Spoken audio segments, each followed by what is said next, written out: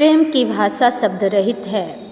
नेत्रों की, कपोलों की, मस्तक की भाषा भी शब्द रहित है।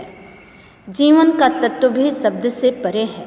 सच्चा आचरण, प्रभावशील, अचल स्थित, संयुक्त आचरण न तो साहित्य के लंबे व्याख्यानों से गढ़ा जा सकता है, न वेद की श्रुतियों के मीठे उपदेश से, न अंजील से, न कुरान से, न धर्म चर्चा से, न केवल सत्संग से। जीवन के अरण्य में धसे हुए पुरुष के हृदय पर प्रकृति और मनुष्य के जीवन के मौन व्याख्यानों के यत्न से सुनार के छोटे हथौड़े की मंद मंद चोटों की तरह आचरण का रूप प्रत्यक्ष होता है।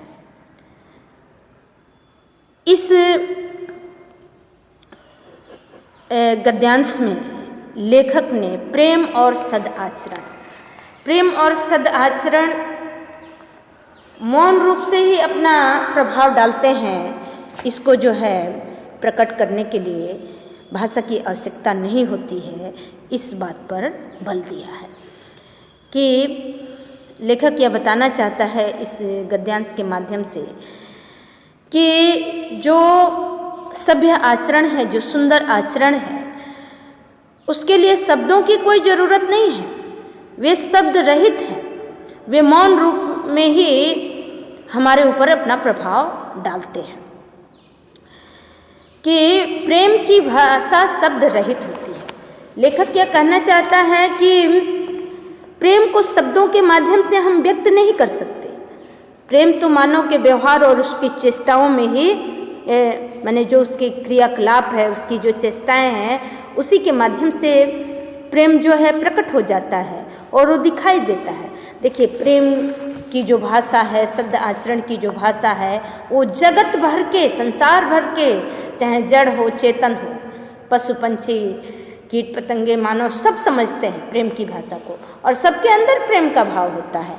इसीलिए लेखक ने कहा कि प्रेम की भाषा को या सद आचरण की भाषा को व्यक्त करने के लिए शब्दों की जरूरत नहीं है। ये तो मौन रूप में ही हमारे ऊपर, हमारे क्रियाकलापों द्वारा, हमारी गतिविधियों द्वारा, हमारे चेष्टाओं द्वारा प्रकट हो जाता है। ठीक उसी तरह से कि नेत्रों की भाषा, कपोलों की, मस्तक की भाषा भी शब्द रहित होता है। जैसे इस तरह से समझिए कि जो हमारी भाव भंगिमाएँ हैं, जैसे हमारे ललाट की जो रेखाएं हैं, हमारे जो नेत्र हैं, या हमारे जो कपोल हैं, ये भिन्न भिन्न मुद्राओं में हमारे हृदय के भाव को व्यक्त करते हैं। जैसे मान लीजिए हम चिंतित हैं तो हमारे ललाट पर जो रेखाएं हैं उसकी सिकुड़न ही बता देती है कि हम चिंतित हैं। हम अपनी जिह्वा से, अपनी जुबान से झूठ तो बोल सकते हैं। जैसे हमारे अंदर कोई व्यथा है, कोई कष्ट है, किसी के प्रति हम नाराज़ हैं और कोई पूछे तो हम झूठ बोल सकते हैं, हमारी जुबान झूठ बोल सकती है कि नहीं, हमें किसी से कोई कष्ट नहीं, या नाराज़गी नहीं, या हम दुखी नहीं हैं। लेकिन जो हमारे नेत्र हैं वो बिल्कुल झूठ नहीं बोलते, वो बता देते हैं कि हम दुखी हैं, या हमारे अंदर नाराज़गी का भाव है, या हमारे अंदर प्रेम का भाव है, हमारे अंदर प्रसन्नता का भाव है, वो बिल्कुल 100% सही बता देते हैं। इसीलिए लेखक ने कहा कि नेत्रों की भाषा, कपोलों की भाषा, मस्तक की भाषा शब्द रहित है। हम प्रसन्न हैं, हमारे गाल पुष्प की तरह से खिले हुए हैं।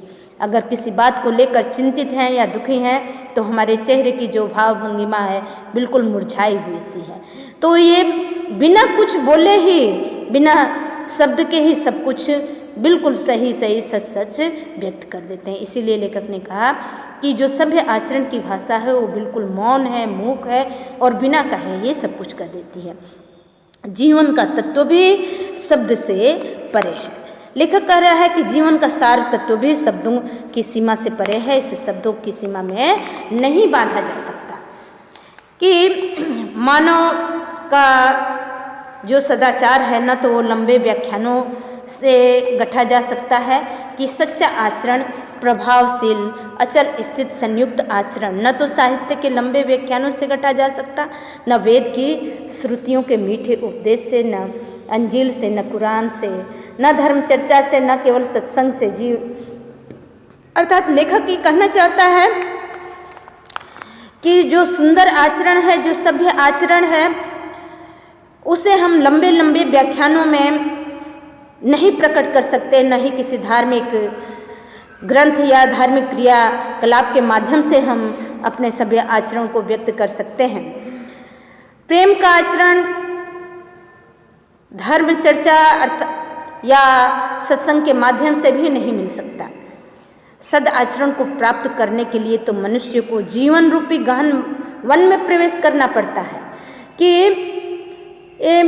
प्रेम का जो आचरण है, ना किसी लंबे व्याख्यान से हम पा सकते हैं, न किसी साहित्य के अध्ययन से, न किसी भी धर्म ग्रंथ के अध्ययन से हम प्राप्त कर सकते हैं, और न ही सत्संग से प्राप्त कर सकते हैं। कहने का भाव लेखक का क्या है कि मान लीजिए कि हम किसी भी धर्म ग्रंथ को एकदम कंठस्थ कर लेते हैं, लेकिन जब तक हम उसको अपने आचरण में नहीं उतारते, तब तक कंठस्थ कर लेने मात्र से हम आचरण की प्राप्ति नहीं करते। ये तो हम बिना किसी धर्म ग्रंथ के अध्ययन के ही इस जीवन जगत में तमाम जो चीज़ें हैं, इस जीवन जगत में व्याप्त तमाम चीज़ें, चाहे जड़ हैं चेतन हैं, उनसे भी हम सीख ले सकते हैं, और जो कि मौन रूप में ही अपने आचरण की भाषा को हमें समझाते हैं, तो उनसे भी सीख करके हम अपने आचरण को सभ्य बना सकते हैं। इसलिए इसको ना तो किसी वेद के मीठे उपदेशों से, वेद मंत्रों के गान से, ना किसी भी धर्म चर्चा, चाहे अंजील हो, कुरान हो, किसी के उसके अध्ययन से, ना सत्संग से हम प्राप्त कर सकते हैं। यानी इसे प्राप्त करने के लिए हमारे आत्मा में यदि बल है, तो हम बिना इन सब चीज़ों को सुने ही हम प्राप्त कर सकते हैं, या इन सब चीज़ों को सुन करके कंठस्थ कर लेने से नहीं प्राप्त कर सकते, जबकि हम इनकी बातों को जब हम अपने आचरण में धारण करेंगे तब हम प्राप्त कर सकते हैं। लेखक ये कहना चाहता है कि सुंदर आचरण को प्राप्त करने के लिए जरूरी है कि मानव जो है जीवन रूपी गहन वन में प्रवेश करे, और जब जीवन रूपी कि जीवन के अरण्य में धसे हुए पुरुष के हृदय पर प्रकृति और मनुष्य के जीवन के मौन व्याख्यानों के यत्न से सुनार के छोटे हथौड़ों की मंद मंद चोटों की तरह आचरण का रूप प्रत्यक्ष होता है। अर्थात लेखक ये कहना चाहता है कि मनुष्य जब अपने जीवन रूपी गहन वन में प्रवेश करता है, और तब उसके हृदय पर निश्चल जो प्रकृति है, उस प्रकृति का जो व्याख्यान है वो मानव जीवन पर जब पड़ता है, तब वो सद आचरण को प्राप्त करता है। यानी धीरे धीरे प्रकृति अपने मौन व्याख्यानों से उसके हृदय पर प्रभाव डालती है, तब वो जो है सद आचरण को प्राप्त करता है। यह प्रभाव इतना धीरे धीरे पड़ता है कि जैसे देखिए, इस तरह से समझें, लेखक कहना क्या चाहता है कि अगर हम किसी भी धर्म ग्रंथ को पढ़ लें, किसी भी साहित्य को पढ़ लें, कितने भी बड़े विद्वान की व्याख्यान को सुन लें, उसके उपदेश को सुन लें, या किसी सत्संग में जाकर किसी धर्मात्मा के व्याख्यान को सुन लें, और सुन करके बस कान से हमने सुना और उसे कंठस्थ किया और उसको अपने आचरण में धारण नहीं किया, तो उसका हमारे ऊपर कोई प्रभाव नहीं पड़ता। यानी उतने सुंदर शब्दों का, प्रभावशाली भाषण का हमारे ऊपर कोई प्रभाव नहीं पड़ा।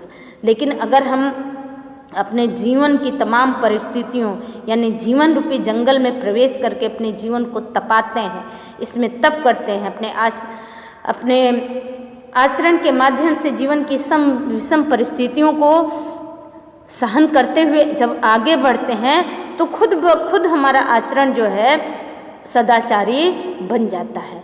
कि जीवन भी एक तपोवन की तरह से है। जीवन रूपी तपोवन में प्रवेश करके प्रकृति के मौन व्याख्यानों को जब हम सुनते हैं, इन मौन व्याख्यानों का प्रभाव ही हमारे जीवन पर पड़ता है, और वो इतना धीरे धीरे होता है कि इस तरह से इसके प्रभाव से हमारा आचरण जो है परिवर्तित होता है, और जिस तरह से इनका प्रभाव हमारे ऊपर पड़ता है, उतना प्रभाव इन लंबे व्याख्यानों का या उपदेशों का नहीं पड़ता। तो ये प्रभाव उसी तरह से होता है कि जैसे सुनार होता है, सुनार जो है सोने को पहले अपनी भट्ठी पे तपाता है, फिर उसको कसौटी पर परखता है उसकी शुद्धता को, फिर धीरे धीरे चोट कर कर के उस अनगढ़ सोने को एक आभूषण का रूप धारण जो है देता है, और तब जाकर वह अनगढ़ सोना एक अत्यंत बहुमूल्य जो है आभूषण के रूप में बन जाता है। उसी तरह से मनुष्य का जीवन है। मनुष्य भी अपने जीवन की तमाम सम विषम परिस्थितियों में तपता है। जब जीवन रूपी तपोवन में जब वो तपस्या करके निखरता है, तब उसका आचरण भी इसी सुनार के छोटे हथौड़ों की मंद मंद चोटों की तरह से उसका आचरण भी निखर करके सुंदर बन जाता है, और वह भी एक सुंदर आभूषण के रूप में बन जाता है। यानी आपने एक जगह संस्कृत में बहुत पहले पढ़ा होगा कि मनुष्य का सबसे बड़ा आभूषण क्या है? मनुष्य का सबसे बड़ा आभूषण उसका आचरण है। तो इस तरह से लेखक ने इसमें यह बताने का प्रयास किया है कि प्रेम और जो सद आचरण है वो मौन रूप से ही हमारे ऊपर प्रभाव डालते हैं, और जो प्रकृति द्वारा जो सुंदर आचरण का प्रभाव मौन रूप में हम पर पड़ता है, वो हमारे ऊपर स्थायी रूप से प्रभाव डालता है, और इस तरह से हमारा आचरण सभ्य आचरण बनता है। अब इससे संबंधित प्रश्न बन सकता है कि प्रेम की भाषा के द्वारा हमारे हृदय के भावों को किस प्रकार व्यक्त किया जा सकता है। तो जैसे कि तो प्रेम को शब्दों के माध्यम से नहीं व्यक्त कर सकते, यानी एक प्रश्न कि प्रेम की भाषा के द्वारा हमारे हृदय के भावों को किस प्रकार व्यक्त कर सकते हैं। तो इसके कहने का भाव क्या है कि जो है प्रश्न ये पूछा जा रहा है कि प्रेम की जो भाषा है वो तो सदैव मौन रहती है, इसलिए प्रेम की भाषा को शब्दों के द्वारा हम नहीं व्यक्त कर सकते हैं, बल्कि हमारी क्रियाकलापों के माध्यम से, हमारे आचरण के माध्यम से, हमारी चेष्टाओं के माध्यम से स्वतः ही प्रकट हो जाता है। जैसे हमारे मस्तक की भाषा है, नेत्रों और कपोलों की भाषा है, ये शब्द रहित है, मौन रूप में सब कुछ सही सही प्रकट कर देती है, बता देती है। दूसरा कि शब्द रहित व्याख्यान के माध्यम से सदाचार के धीरे धीरे होने वाले प्रभाव की तुलना लेखक ने किससे की है। तो शब्द रहित व्याख्यान के माध्यम से सदाचार के धीरे धीरे होने वाले प्रभाव की तुलना लेखक ने सुनार के हथौड़े के माध्यम से की है, कि जिस तरह से सुनार जो है अपने हथौड़े के छोटे छोटे या मंद मंद चोटों के माध्यम से एक अनगढ़ सोने को एक आभूषण के रूप में बना देता है, उसी तरह से जीवन की तमाम जो सम विषम परिस्थितियाँ हैं मनुष्य के जीवन को परिमार्जित करती हैं, उसके जीवन को परिष्कृत करती हैं, और उसको एक सभ्य आचरण रूपी आभूषण के रूप में निर्माण करती हैं, बनाती हैं। अब एक प्रश्न ये भी बन सकता है कि मानव का सद आचरण किसके माध्यम से प्रकट नहीं किया जा सकता। तो मानव का सद आचरण लंबे व्याख्यानों से प्रकट नहीं किया जा सकता, नहीं किसी धार्मिक क्रियाकलाप के माध्यम से प्रकट किया जा सकता है।